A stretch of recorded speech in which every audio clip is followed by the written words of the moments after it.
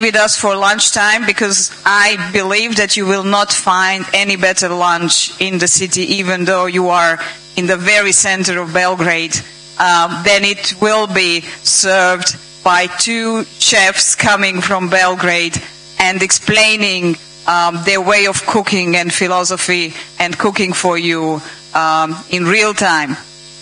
But before all of that, I would like to repeat once again the EFB movie, because I think that's the right thing to set the tone to this non-conference day today. And before that, I would like to cite the artist who is also sitting here in the room, Vuk Ćosić, who described the film with these sentences. He said, "The Balkans phenomenon is one contemporary artist's attempt to describe the context in which the European Fund for the Balkans is doing its magic. No camera was used or hurt while making this film. It was created entirely using public domain footage and images which are seriously cool. In the deranged mind of its author, this video portrait of the EFB is already creating a viral effect." So let's see the movie again before we start with the first panel. Thank you.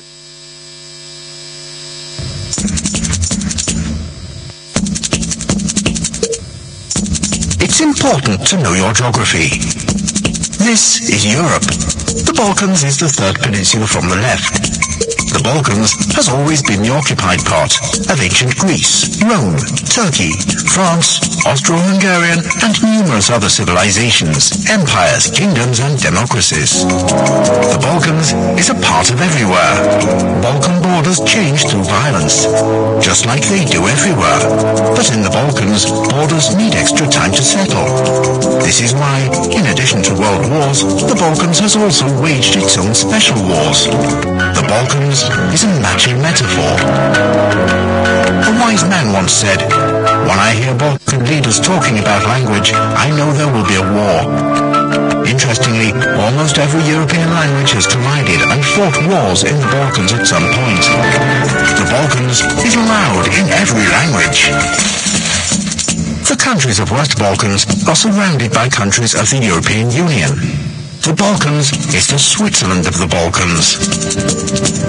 A global wave of illiberal democracies and general populism have been dragging Balkan states back into geopolitical darkness. Sometimes it looks like the Balkans is the only reason for geopolitics. The Balkans is looking for a way out. In the Balkans, it is easy to live in the past, but recent studies have shown that most people will live in the future. All this time, forward-thinking people from non-governmental organizations, human rights activists, and independent media, as well as artists, a large number of artists, have been refusing to accept Balkanized time and space. The Balkans is not just a stereotype. As an instrument of change, the European Fund for the Balkans is turning all its engines on, developing the human capital of the region, because nothing breaks the spells of geopolitics like committed, skilled, and empowered people. The Balkans is coming soon.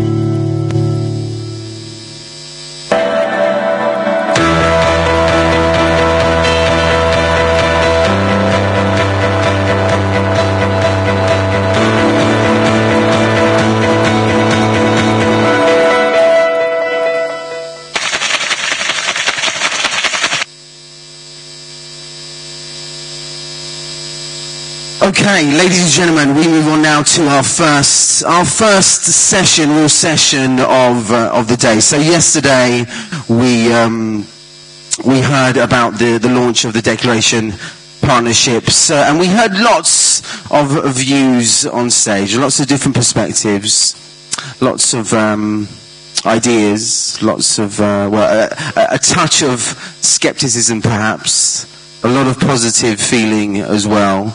But really the session right now is all about asking the question, what now? The way forward, what now? What are we actually going to do?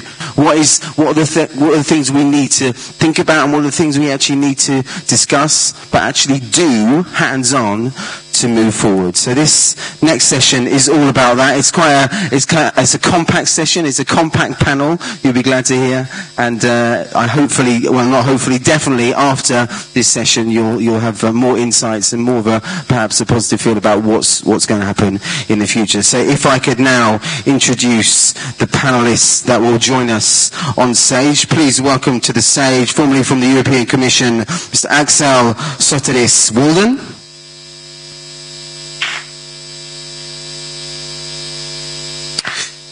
We also have from Carnegie Europe, Judy Dempsey.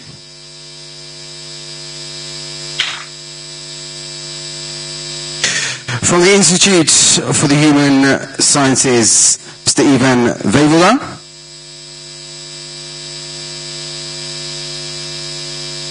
From the European Council of Foreign Relations, Vesela Chenneva.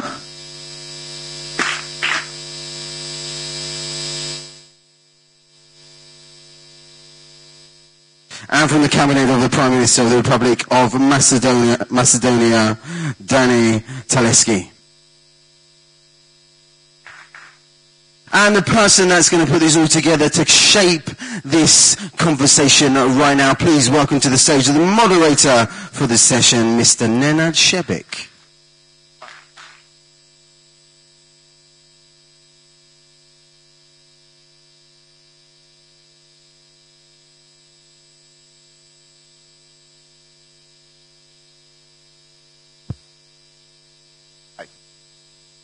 Thank you very much. Can we kick off with a slightly stronger applause for the panelists, please? Once again, welcome. Significantly better. We've also provided for a change water, so there'll be no dry throats. In other words, the thoughts will flow. Peter said that we'll be looking ahead at the future, and I'll start with the traditional Balkan way of looking at the future by looking at the past. At the further end of this stage is Axel Soteris-Walden, who was very instrumental in putting together the Thessaloniki, actually it wasn't Thessaloniki, it was Porto Caras summit, way back in 2003, a time of great optimism, if I remember well, and I was there and some others were there. Axel, can we kick off by just remembering the atmosphere in 2003 when an EU future was promised to the whole of the Balkans? What was it like? How optimistic were you then? Well, that was a long time ago.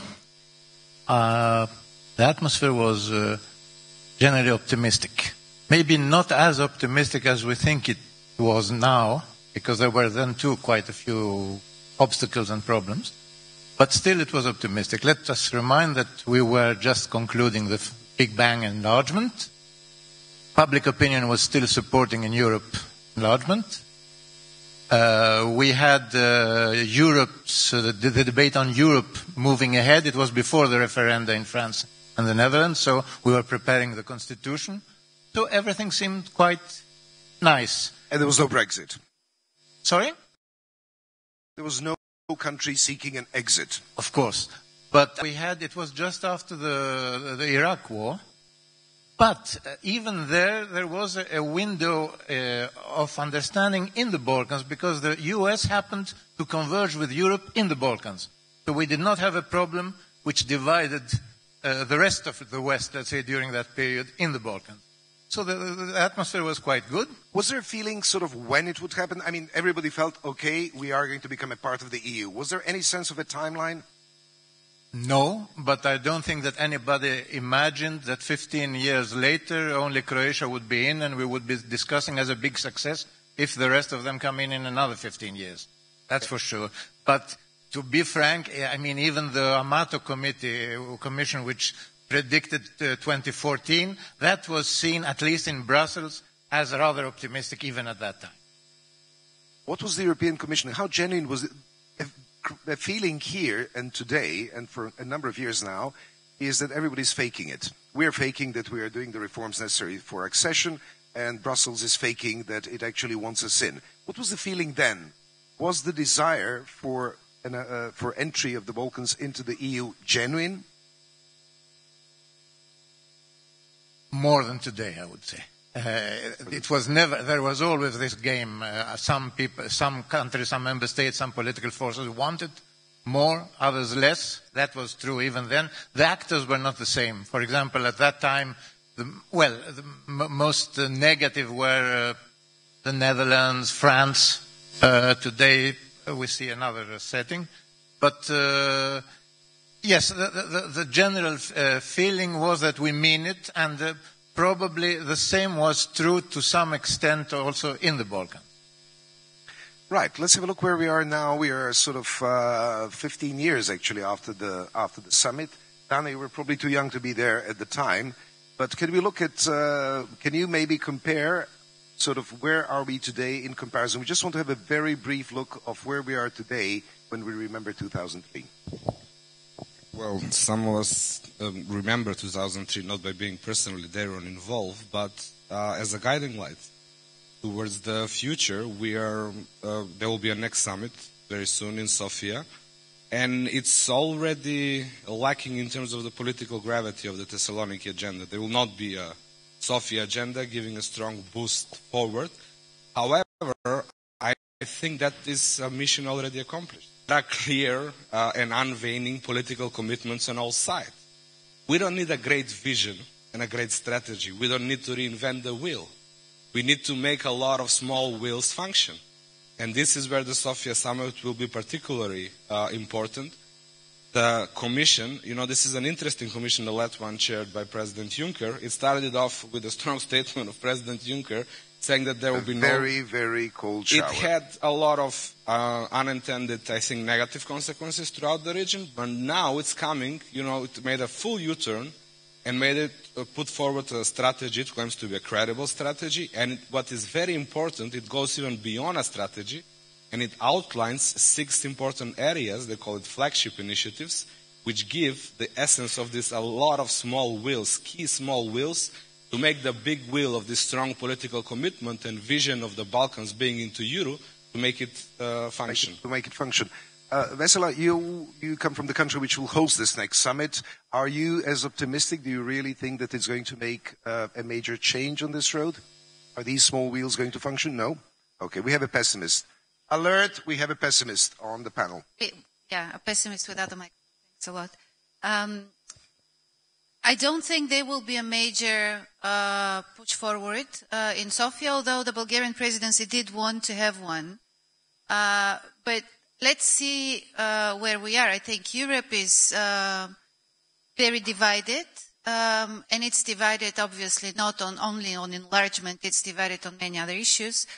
But we have to be mindful that Europe does feel, in a way, in a need to defend what it is about. Everybody around the EU seems to have gone in a kind of very 19th century direction, and this is what makes Europe very nervous. And so the price of blocking decisions in Europe has become much lower than it used to be at the same time. So those two tendencies in a way go in parallel and make decision-making even more difficult. We know that they're the non-recognizers, the 5 countries who don't recognize Kosovo, but I don't think that this is the major problem. I think the problem is that we are talking about enlargement fatigue a lot, but it's beyond that. It's been in the agenda for a very long time. It's beyond that. Okay. And I think this is one of the big issues. The other big issue is the Western Balkans themselves, who, as somebody said yesterday, are closer to Europe than 15 years ago, and yet less democratic than 15 years ago. Fortunately, both seem to be true. Ivane, you're always a cautious optimist, and you were in Thessaloniki in 2003. If you look then, where were we, what were we feeling and thinking then, and you look at today, where are we now on this road? Well, it's a very changed situation. I think in 2003 we were still part of the euphoria of the return to Europe that was caused by the fall of the Berlin Wall, the end of communism in '89. That period ended pretty dramatically with both Brexit and the election of Donald Trump. And I think that was the year, I'll stand corrected by Axel and others, that Javier Solana put out the strategy for Europe, which started with the sentence, Europe has never been in such a long period of peace.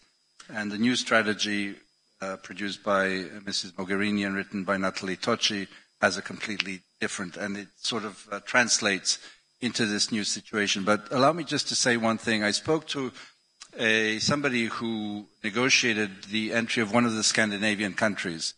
And this is to say that things haven't really changed. And this person told me the initial talks was one big European member state told this Scandinavian country, you will never be part of the European Union. So, you know, however much Europe has moved and small steps and small wheels, it always begins with, you are out of your mind if you think you'll be part of the European Union. That was much the attitude that de Gaulle had towards Great Britain, for example. For that big reasons. Scandinavian country did enter, yeah? That country, of course, entered. Sweden. France. So, you know, plus ça change, plus c'est la même chose. You know, more things change, the more they remain the same. And I think we have to take that as a given, and that's the banging on the door that Chris Patton, the story that I mentioned yesterday, it's about our work. And I remember Giuliano Amato, and I'm sure Vesela remembers when we were with the International Commission of the Balkans. I was then part of the funders with the German Marshall Fund. And Amato quoted Altiero Spinelli, who said, you know, Europe will not be made by walking through grand doors and triumphant arches. It will walk and create itself through walking as we go along through small doors. And this panel is a part of that walk. Judy Dempsey, if you remember 2003 and 2018, where are we now? How disappointing or how encouraging is our situation today when it comes to the future of the Balkans within the EU? Now, this is a very difficult question.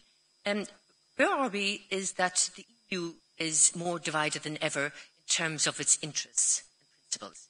Just the first thing. Secondly, Monica, you forgot to mention the excellent food. And the press centre was terrific. I mean, there was an air of euphoria, but this actually preceded the Big Bang enlargement of 2004. And in some ways, the enlargement of 2004, followed later by Bulgaria and Romania, changed the perception of the EU and changed the perception of enlargement. Changed the perception of enlargement. This is very important. Secondly, where are we now? We have a situation where the 28 member states are divided in terms of their perceived threats and their perceived interests. The Baltic states, generally, the Balkans doesn't matter to them. What is particularly sad about this situation is that Poland, which was once the defender of the eastern neighbourhood under the Law and Justice government now, it's revising its policy towards Ukraine, towards Moldova, towards Georgia. Its foreign policy has become much more inward-looking, which is a great shame, because this was set as an encouragement. At the same time, Hungary was actually supporting some of the countries in the Balkans. That's gone now, except for supporting, as Nicola said, the big men, the oligarchs, sort of.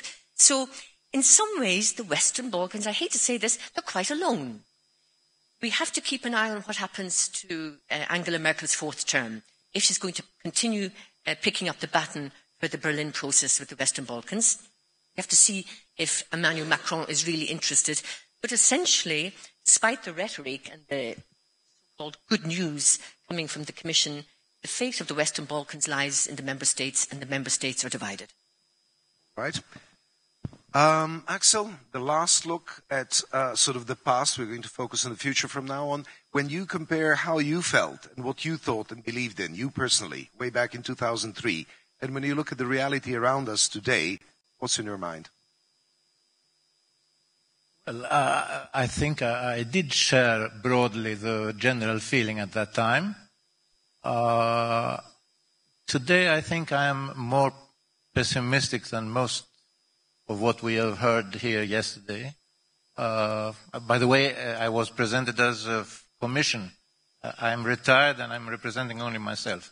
But I must say, we all say that Europe is in crisis. We all recognize that this is an existential problem for the EU. I'm not sure we draw the sufficient conclusions on the Balkans for that. Because for me, the key to changing the climate for enlargement into the Balkans is changing Europe. And this, of course, cannot be done by the Balkans, but it cannot even be done by a shift in the Balkan policy of the EU. Before you change the Balkan policy, you must change the policy of the EU. And this goes far beyond what we have been discussing. And also there are some moral implications. I saw yesterday on the screen there, the Western Balkans should do that, should do that. How about what some of our member states should do? Shouldn't they get rid of the extreme right? Shouldn't they stop this austerity policy that has destroyed Europe? Shouldn't they get rid of the monsters that were admittedly the same that we have in the Western Balkans, etc.? So this general picture, of course, is more pessimistic, but I think it's the only realist approach. What leads at Jovi, non leads at Bovi. I mean, what is allowed to the EU member states is not necessarily allowed to those of us who are in the Western Balkans. Okay, I think we have a good mix here of some cautious pessimists, some downright pessimists, and I'm trying to see who can I find here as an optimist. But let us all look now at the road ahead. There were some very, very major, in my opinion, very important things which were said yesterday, none of which was in the invention of hot water, but somehow it was systematized both in the declaration and in the policy brief and in what everybody emphasized. One is that a lot of it is up to us, and by us, here we mean the Western Balkans, even though not everyone here is from the Western Balkans, but it's what is it up to us. Can I start with, you're right, Judy, of course, it's down to whether the EU will decide to take us in. At the end of the day, membership is always a political question, never a question of fulfilling Copenhagen or any other criteria. So what is it that is up to us in the Balkans? Dane, maybe we can start with you. For example, your country is now resolving, and by the way, everybody speaks for themselves here. We don't stand for the institutions that we work for. Your country is involved in a very, very long-standing bilateral dispute with Greece. One of the things which we can do is resolve bilateral issues. So are you an optimist on the resolving of that issue, and what else is our task?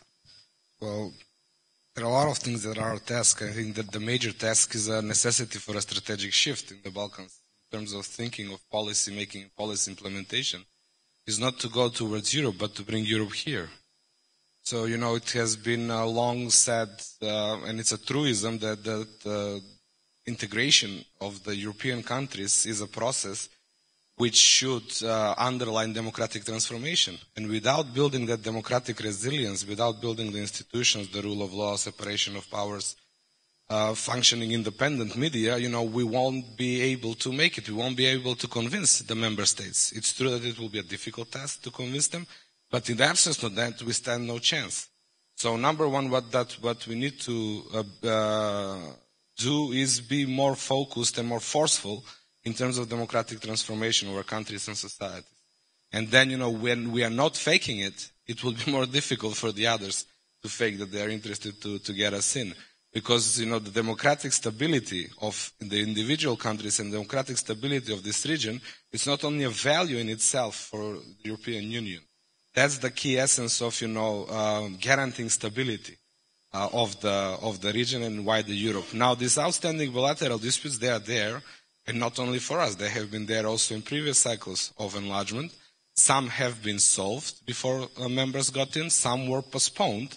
And we see, not to name any countries, that, you know, postponing is not the best idea for the bilateral, for the two countries, but also for the European Union. Another thing, so number one, be more forceful in terms of domestic policies and more genuine about democratic transformation. And number two, be very serious about solving the open issues that you have with your neighbors. We had two.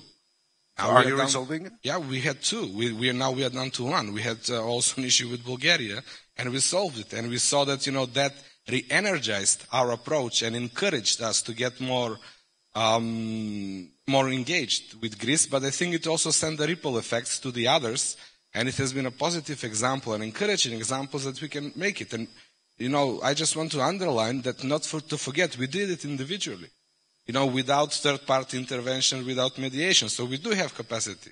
It's a matter of whether there is a genuine political will. At the moment, being genuine, not faking it. Being genuine, not faking it. We have our skirmishes and we have this bilateral dispute all across the Balkans, but, you know, also to look at the bigger picture. It's not only about the Balkans and solving the bilateral problems. I mean, getting the countries into EU, into NATO, It's fundamentally about consolidating the security architecture in this part of the world, and thus supporting, becoming really a pillar of the transatlantic community of the values and the global world that aspires to have democracy. Vesela, what's your perception of what are the sort of immediate tasks? What is it that we can do? Definitely, I think the name issue is a very, very big thing on the Western Balkans agenda. It is going to create, I think, even more positive effect for the region. I think there is a special responsibility of the Balkan politicians, and it is very, I think we have very little time. 2025, I see not only as a horizon, but I also see in a way as a cut-off date. And I think cut off in what sense? I mean, who doesn't make it by then is out permanently? After 2025, people can say, look, you have not advanced very much, so we don't need to talk about membership anymore. We may start talking about privileged partnership. We may start talking about, I don't know, Ukrainian model, maybe a British model by then. Hopefully neither the Ukrainian nor the British model. Thank you very much. But let's be serious that those things may come on the table, and this is why I think we in this room should be pushing the decision makers in this part of the world, because the time is really running out. And that's what the European Fund for the Balkans has been doing all this time, pushing the decision makers, both here in the region and in Brussels and in the other European capitals. Even you've been also in the forefront of this battle for ages, and you're one of those people who believes that the Balkans cannot remain a dark spot on the map of an EU. So, and you're also the one who's been pointing towards the fakeness of a number of things. So what do we need to do first? Well, I completely agree with Vesela. Absolutely. I mean, it's really about leadership. It's about the understanding that, you can play all the domestic political games that you want to get re-elected and re-elected, and to, fill the coffers of your party, not to go further than that. But if you're serious about your country, if you're serious about the plight of the so-called ordinary person who simply wants, whether it's a he or a she, to live a decent life, earn a decent salary, which will allow for maybe go off for a vacation for a week or two during the year. That's what people want. They want a sense of certainty, and that there's an opportunity for them, first of all, and then for their children. If that is not the focus of governments in our region, then we can kiss goodbye to 2025. And I think that is really where citizens, civil society, organizations, with the help of Europe, really have to do it. And that's why I think the European Commission strategy is really very clear on that. You can do all sorts of things. We want you to resolve bilateral disputes. But if you are not able to straighten your societies into a democratic framework, you will not get in. Allow me to say one more thing, Nenad. The EU has never officially reneged on enlargement. There's never been a statement, we're rethinking it, there won't be, we'll tell you, come back in a few days. No, enlargement has been there as a policy of the European Union systematically. Who has doubted it, been pessimistic, said no, our domestic politicians in all circumstances, and even Juncker's statement about there won't be an enlargement for 5 years, we all knew that. No country was ready for 5 years. But, of course, it was not good from a political, psychological point of view. And I think it's very important then to make leaders of Europe to account for their decision that the enlargement is on. And why is that important? Because it's really about the credibility of the European project as a whole. As I said yesterday, if it's not able to integrate these 6 countries consisting of 18 million people, how in the hell will it solve other problems in its neighborhood? The Western Balkans are a statistical glitch on the economic, demographic, etc. maps of Europe. Judy, you were nodding as Ivan was speaking. Where do you agree? Where do you disagree with him? Yeah, a lot of issues here. Microphone closer. Sorry. First of all, the credibility of the project. The credibility of the project is seriously undermined by the theft of taxpayers' money in Hungary. I mean, the fact that there's a veto and we cannot actually get back the money, nearly 4% of how Viktor Orban is spending it. Sorry, please, just hold the microphone a little bit closer, and when you turn your head, turn the mic as well. So inside, there's a credibility deficit in the EU. First point. Secondly, this may sound rather unconventional or not politically correct. This word democratization flashed around across the Western Balkans. It used to be flashed around soon after the Arab Spring. Democratization is not just about going to the ballot box, which in some cases are so flawed. It's about giving ordinary people a stake in the society. This means access to health, not having to bribe. Access to good education, not having to bribe the teachers for the exams. It's the little things on the ground that actually reinforce the idea of the citizen, giving the citizen a stake in the society. That underpins... It's a state of the mind, right? It's got to be practical as well. And the third point I'd like to make, and it's interesting having Dana here and yesterday Dimitrov, bring back the diaspora. I mean, those in power, mostly in power, are tainted. You need to bring back those who went away and now are the technocrats and push that element of reform. So it'll be two-pronged on the grassroots, giving people a stake in the health system, the transportation system, and a complete fight against corruption. And on the other hand, technocrats who are not politically tainted. Axel? Well, first, one thing I said before I was pessimistic. There is one thing which I'm reasonably optimistic, and it's one genuine positive change which I think is possible in the immediate future, and that's solving the issue between Macedonia and Greece. It's the first time for a long time we had on the two sides the political resolution. Let's hope this. Now, it's up to us, meaning the Balkans.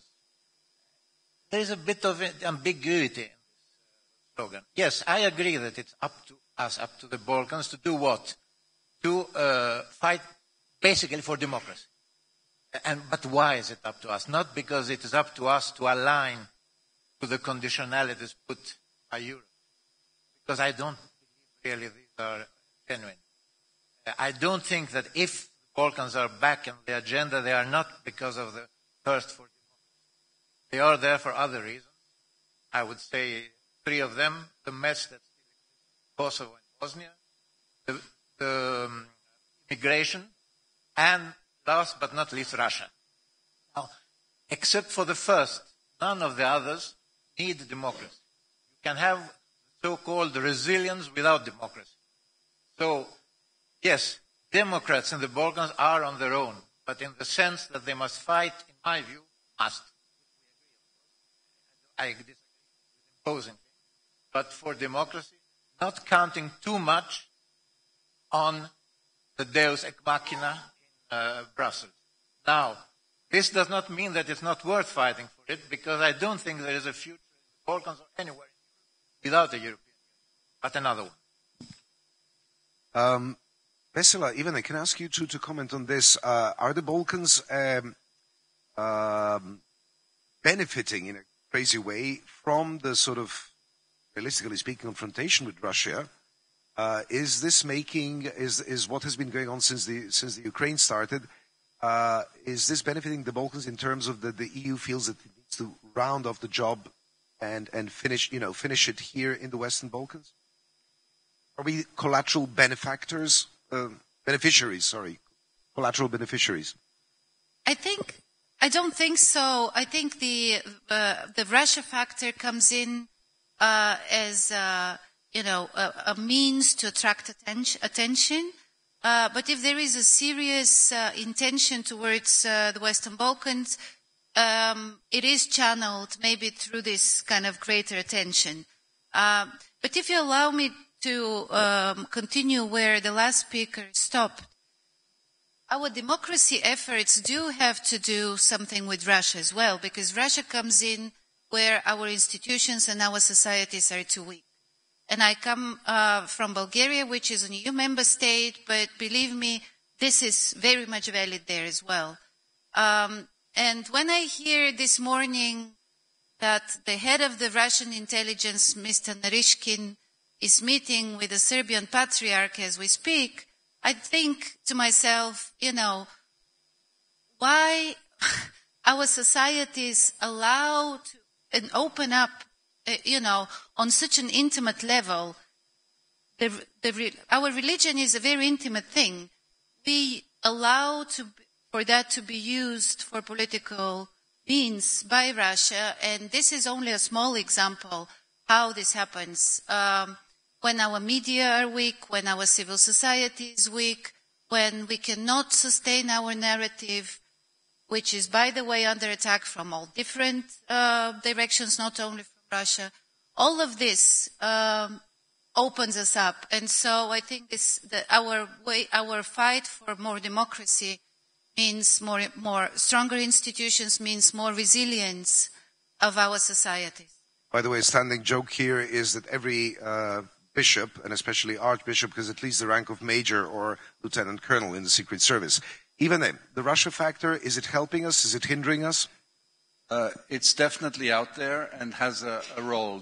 There's no denying it that both the European Union and the United States have seen the growing influence of Russia, but not only of Russia, of Turkey and China in different ways, not to mention some of the Gulf states, as something entering a vacuum that was created by the lesser activity of the European Union, given that it was preoccupied with its own internal challenges, and there were many. I would like to add the dimension of the economic crisis, which I think plays into all of this that we're talking about. Namely, until 2007, 2008, all our countries had growth rates of about 5, 6, 7, 8%, depending on the country. And it was, quote unquote, easier for governments actually to move forward on some of the difficult reforms. Today, governments are trying to distract people from thinking about the fact that their daily standard of living is not up to it. And so there's a lot of spin out there on a whole set of issues, tabloidization of our media, not to mention everything else. And so I think if there were, and this is a very big if there were an upturn in economic growth, I think things would go a little more smoothly. It wouldn't solve everything, but I think this factor, this socio-economic factor, and we heard a lot about it yesterday, is really important, not only for the brain drain, but others. Well, we're the poor relatives from the countryside who actually are not wanted at the main table. I mean, frankly speaking, who would want us with our standard of living, our average wages? I mean,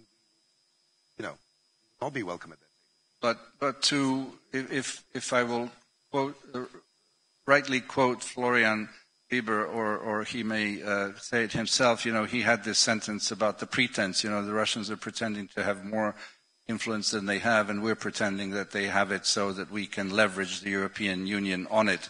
I think there's a lot of truth to it, but as Wisla just said, and the example is very patent that she gave, there's a lot more going on, and all the institutions of our societies, including counterintelligence, have to be very careful about how we touch these various activities.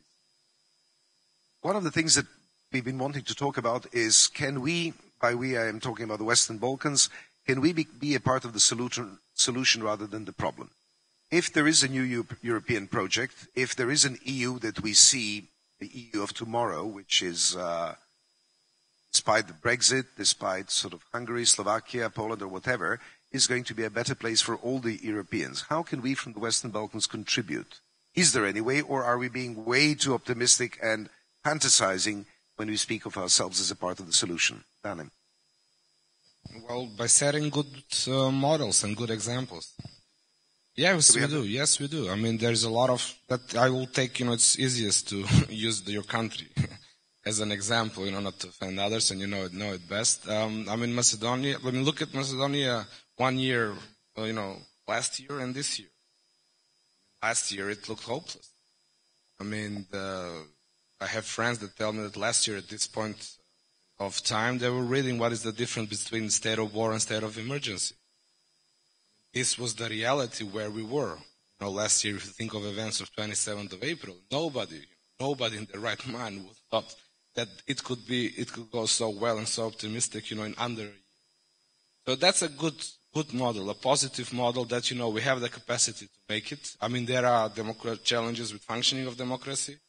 Across Europe, we see a rise of nationalism, and this is something that has been a big problem in the Balkans, and if we can show a way to overcome it, then you don't set a standard, but you kind of encourage the others, and you show that all this democratic functioning and norms and aspiration towards democracy, you have internalized them, and that even if we are considered the weakest point in Europe in terms of democratic standard, that we still have the goals, the aspiration to make it. Our achievement, I think, will be into that, in believing and supporting the European project, that in essence it's a wonderful, wonderful idea, and it's necessary to make it work. And the second, where we can contribute, I'm really anxious to see the expectations were set high for the Balkan Fusion lunch, but that will be an interesting contribution. But the second is, there's a lot of diversity. In the Balkans, a lot of multiculturalism, multi-religion. On average, there have been challenges, but also there are good standards and practices of coexistence, of tolerance. This is something that needs to be nurtured, and this is something that can be kind of a contribution. I think for a big part of Europe, this diversity of cultures and religions and different ethnic groups is a novel thing coming with immigration, but for us, it's a way of life. So in that way, I think, we need to find our niche capacities, in a technocratic language. And use it. Axel? Well, I must say, I was more shocked to see, with respect to the Putin guy who met a priest in Serbia, I was more shocked to see the present Chancellor of Austria going to the Congress of Mr. Gruevski, and the EPP supporting all the illiberal leaders in Eastern and Southeastern Europe. Frankly speaking, I do not believe that by uniting against an external threat, which in my view today is grossly overestimated, and we have the experience of Iraq, which we take good account of, this is a way to build Europe, or for that matter, the transatlantic relationship. I believe we must focus on our own problems, and there, why do we need the Western Balkans in? For the same reason, it's the key word for me is solidarity. Because solidarity makes Europe strong, solidarity Balkans, solidarity in the social... Is solidarity really one of the values which is being practiced in the EU? It was not really that much present when it comes to the economic crisis in Greece. The EU did not really show... And also, of course, solidarity with it's a value to aspire to, not one that we have or share? Sorry? So it is a value that we can aspire to, not one that we already share. Well, we partly share it, and that is why Europe still is one of the best places to live in the world. But it is threatened, decreasing. Ivana, you've been working for ages on sort of being the link between the Western Balkans and the EU and the transatlantic relationship as well as... Can we be a part of the solution? Can we contribute? What is it that we can bring onto the table to make the EU a better place? Oh, absolutely, and I think, for example, resolving these bilateral issues is one case in point. If you look at the kind of hopes that we had on a solution for Cyprus, which has been going on forever, more than 40 years, and we had very high hopes, like we're having now for Macedonia, and keep our fingers crossed. But the flop in that resolution, and nobody says it's simple. Any of these are simple because it's about identity. I mentioned the Slovenia-Croatia border example. So even 2 NATO, EU member states are incapable of, for the moment, resolving this. But I think if these countries understand that it is for their benefit, not to please someone in Brussels, to resolve an issue. The Serbia-Kosovo issue, for example, at this moment, there's a lot of political will, very difficult to put the pieces of the puzzle together, but at least, the role of Germany here, again, very important, with Chancellor Merkel meeting the various leaders. And just to underline once again everything that we know, but I think it needs to be repeated, Germany is, whether we like it or not, a key player, not only because of the Berlin process, because we all trade with Germany. You look at the trade figures. Biggest investor. The biggest investor, without any doubt, in any way, job creator in our countries.